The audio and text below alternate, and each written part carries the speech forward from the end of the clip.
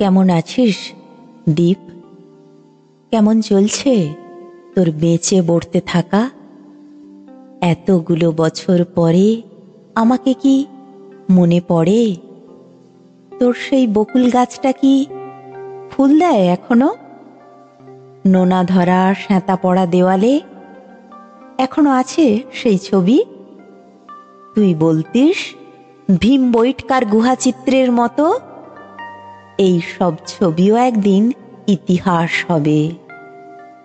রাজবাড়ির সেই ভাঙা খাটটা কি আজও আছে, যেখানে শুয়ে তুই বলেছিলি এখন আমি রাজাধিরাজ? এতদিন পর চিঠি লিখছি বলে অবাক হয়েছিস না? শান্ত পুকুরের জলে কেন বাপু ঢিল ছোঁড়া? কাজটাজ কিছু পেয়েছিস নাকি রঙের ফেরিওয়ালা?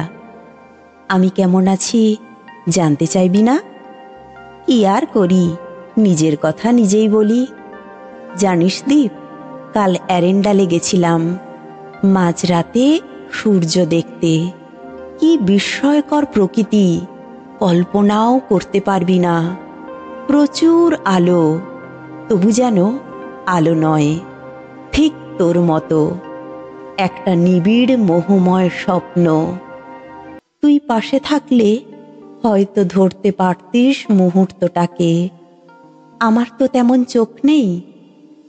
আসলে বেশ ভালোই আছি। সারাদিন কাজ রান্নাবান্না নিজেই করি, বাসন মাজি আবার কম্পিউটার চালাই, ঘর মুছি আবার ইন্টারনেটে ইকুয়েশন করি। সারাটা দিন কাজ আর কাজ। আর সন্ধেতে শুনলে তুই রাগ করবি, আমার গাইড এরিকসনের সঙ্গে জিন খাই। এখন অবশ্য মাত্রা বুঝে খাই। হাসি পাচ্ছে না? স্ক্যান্ডিনেভিয়া এমনিতে খুব ভদ্রলোকের জায়গা। গত সপ্তাহে একদিন ডেনমার্ক গেছিলাম, হ্যামলেটের খোঁজে না, পাওয়ার প্ল্যান্ট দেখতে। কদিন আগে অসলো অপেরার ডলস হাউস দেখলাম। পড়লাম হ্যামসুন জর্নসন। এখন আমার ইন্টারনেটে রবীন্দ্রনাথ, ওয়েবসাইটে পছন্দের গান। আচ্ছা দীপ, আমিও কি যন্ত্র হয়ে যাচ্ছি? রক্তকরবীর খোদাই কারকদের মতো একটা সংখ্যা, www.mon.com। এরেন্ডালে সূর্য দেখে তোকে দেখতে খুব ইচ্ছে করছে। আমার গাইড বলেন নেচারস ব্লাসফেমি। তুই কি বলতিস রে দীপু? সেই পাহাড়টা ছিল দেবগিরি কিংবা অলকা, আর সেই পিছল পাহাড়ে শীতল ঝর্ণার জল, মম মম শিশুটার ডাক, ঘোরানো সিঁড়ির নিচে মন্দির। সূর্য এসে বিকেলের সিঁদুর দেয় সিঁথিতে।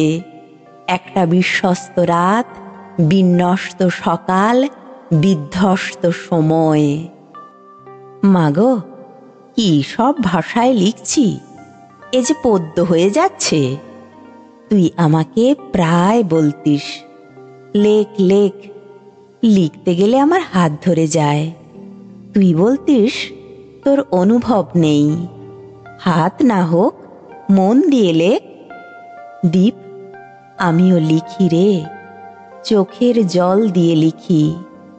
তুই পড়তে পারিস না, সে তো আমার দোষ না।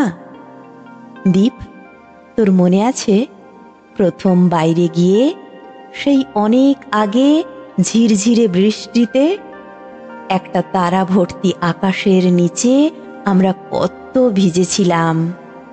সেদিন মনে হয়েছিল এমনও দিনে তারে বলা যায়। আমি এখন ওয়েবসাইট নিয়ে বসবো, মাকড়সার জালের তরঙ্গ বেয়ে আসবে বিশ্ব চরাচর। এমনও দিনে আর কিছুই বলা যায় না।